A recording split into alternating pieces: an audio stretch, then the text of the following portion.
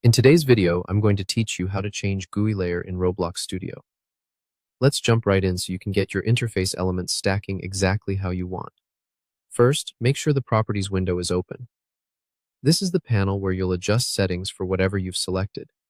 If you don't see it, open the View tab at the top and enable Properties.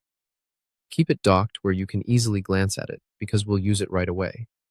Next, select your screen GUI in the Explorer. A screen GUI represents a whole screen-level interface container. You'll typically find it under Starter GUI while you're building.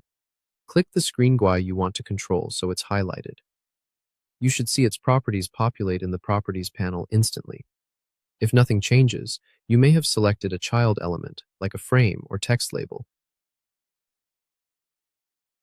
Make sure the parent screen GUI itself is selected. With the screen GUI selected, go to the Properties panel and use the search bar at the top to find Display Order. Typing display is usually enough to surface it quickly. Display order is the setting that controls which screen GUI appears in front when multiple screen GUIs overlap. Now set a number for display order.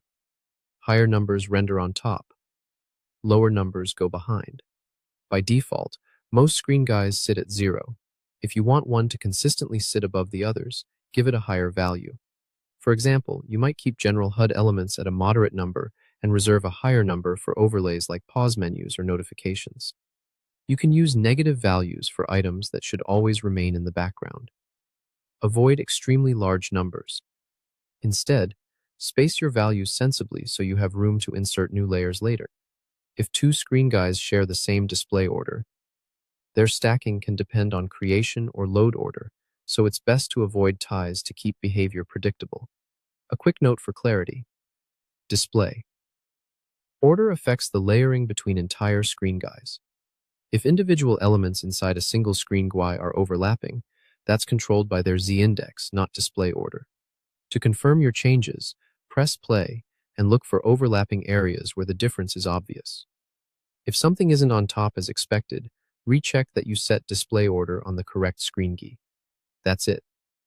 Open Properties, select your screen GUI, search for display order, and set the value. Higher numbers are on top and you're in control.